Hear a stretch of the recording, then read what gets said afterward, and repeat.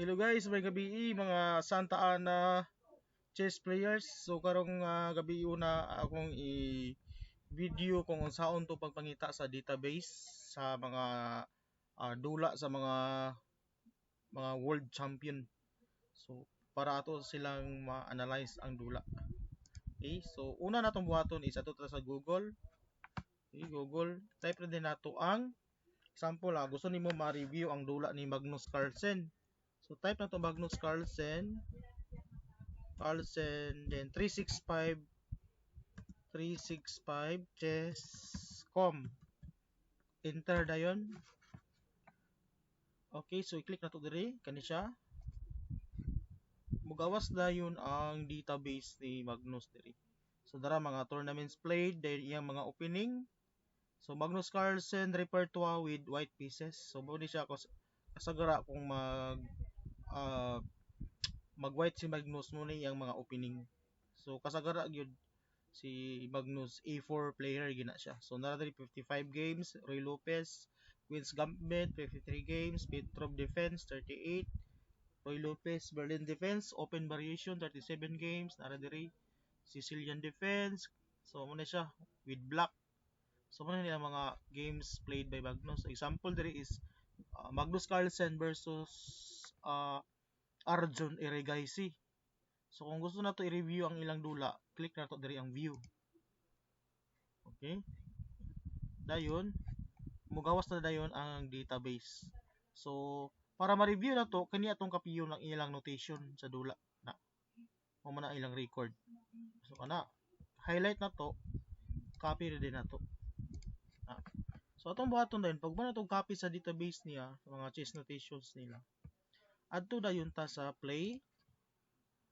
Pag play ana, ato din na sa play online. Dayon custom.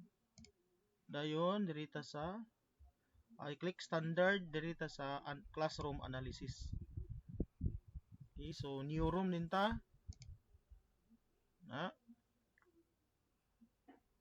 Okay, so diri na to i-paste katong i-copy na to nga chess notation. So paste dayon add game dayon. Para okay, add game. Lang Tara. So ato lang i-click dayon ang forward kana. So mo nang gitira ni Magnus kana. So ma-review na nato ang dula. Okay, ana ra kadali. So dili man ingon nga kuan kanang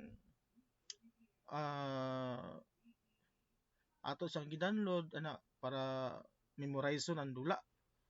Kay lisod man kay na ingon nga memorize gid ba, lisod kayo lang magdula ka nga nag-memorize ta ka. So dapat ato lang ni siyang gigamit nga mga as reference ba nganong ato silang ma-evaluate ang ilang dula o nganong kana ilang gitira ana bitaw. So para lang siya sa kuan for analysis. So siyempre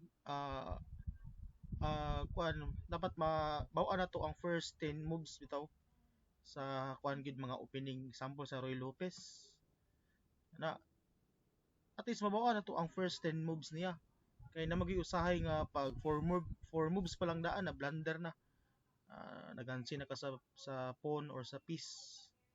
So kung mag-ianin mo ta mag-review, at least mabaw-an na to ang mga idea, ang mga tirada ba.